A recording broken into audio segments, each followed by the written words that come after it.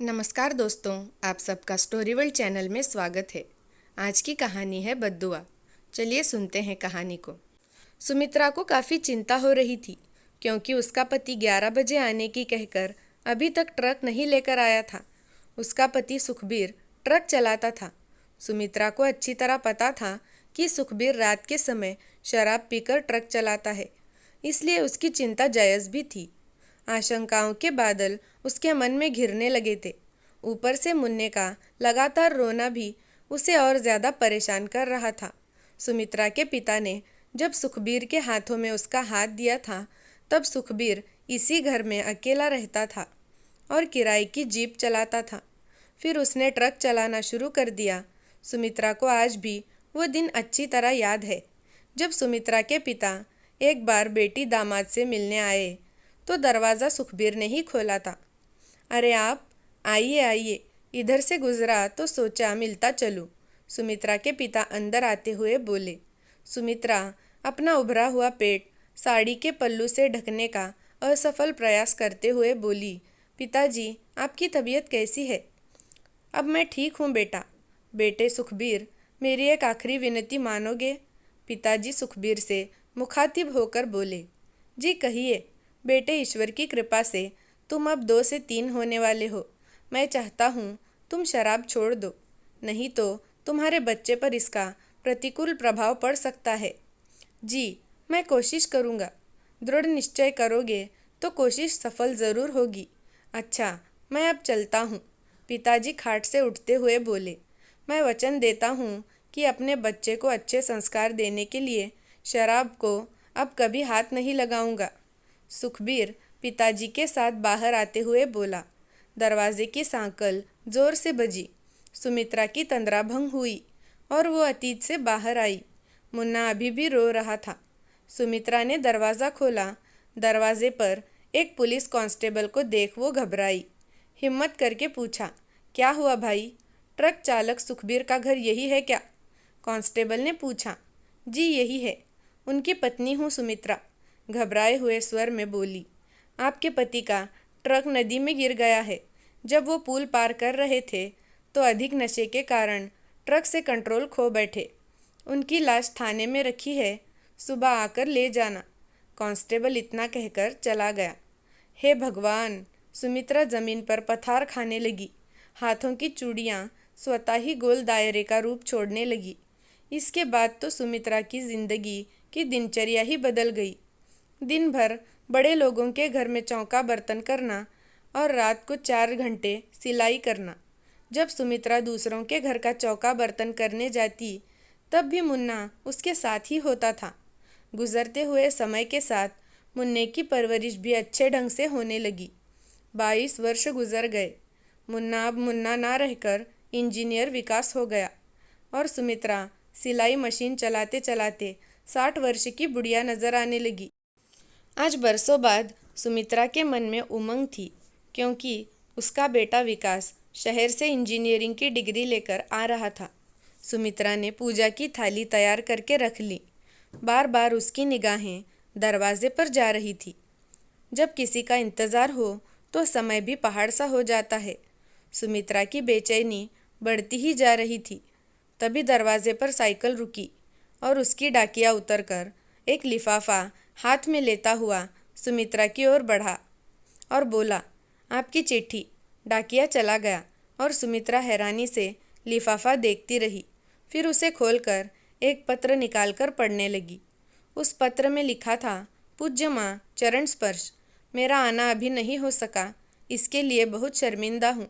मुझे शहर के एक बहुत बड़े बिल्डर के यहाँ अच्छी नौकरी मिल गई है, साथ ही रहने के लिए फ्लैट और कार भी। माँ, इससे ज़्यादा तुम्हें ये जानकर खुशी होगी कि उनकी लड़की से मेरी मंगनी हो गई है और 10 दिन बाद शहर के एक शानदार होटल में हमारी शादी है। मैं बाद में तुम्हारी बहू के साथ तुमसे मिलने ज़रूर आऊँगा। कब आऊँगा ये पत्र द्वारा सूचित कर दूँगा। अपना ख्याल रखना। तुम्हारा बेटा विकास। पूरा पत्र पढ़कर सुमित्रा के चेहरे पर एक रंग आया और चला गया। फिर वो ज़ोरों से हंसने लगी। तब तक हंसती रही जब तक फूटकर रो नहीं पड़ी। कई दिन बीतने पर सुमित्रा को जब आत्मबोध हुआ तो उसे लगा सब कुछ व्यर्थ है। अब उसके फर्ज पूरे हुए, उसे चलना चाहिए। 5 वर्ष बीत गए मगर कोई ये नहीं जान पाया कि सुमित्रा अपना घर ही छोड़कर कहाँ चली गई। विकास की शादी को 5 वर्ष बीतने पर भी वो संतान का मुख नहीं देख पाया। डॉक्टरों ने भी उसकी पत्नी सीमा को बांझ साबित कर दिया था। मगर एक दिन सीमा को पता चला कि काशी में गंगा किनारे एक आश्रम में एक साध्वी है जिनका आशीर्वाद ही चमत्कार है। उसने विकास से उनके दर्शन की जिद की तो विकास को मजबूर होकर सीमा को काशी लेकर जाना ही पड़ा। काशी जाकर जब विकास सीमा के साथ उसी साध्वी के आश्रम में पहुँचे तो उन्हें पता चला कि साध्वी अपने विशेष ध्यान के कक्षा में है। तब तक सीमा ने इंतज़ार करना ही उचित समझा। लेकिन विकास समय की बर्बादी बेकार समय सीमा के साथ साध्वी के विशेष पूजा कक्ष में पहुंच गया। वहां साध्वी दरवाजे की ओर से पीठ करके ध्यान में मगन बैठी थी। विकास वहीं कक्षा में एक तरफ पीछे कालीन पर बैठ गया। सीमा घुटने के बल वहीं जमीन पर बैठकर अपना आंचल फैलाकर भर्राए स्वर में बोली, माई, मेरी शादी को 5 वर्ष हो गए मगर संतान नसीब नहीं हुई। दुनिया बांझ कहती है। मैं आपके पास बड़ी आस लेकर आई हूँ। अपने आशीष से मुझे ममता का वरदान दे दो माई। क्या करोगी बेटी ममता का वरदान लेकर? ये संतान बड़ी निर्मोही होती है। साध्वी का डूबा स्वर उभरा। विकास इस आवाज़ पर पहले थोड़ा चौंका मगर फिर सामान्य हो गया।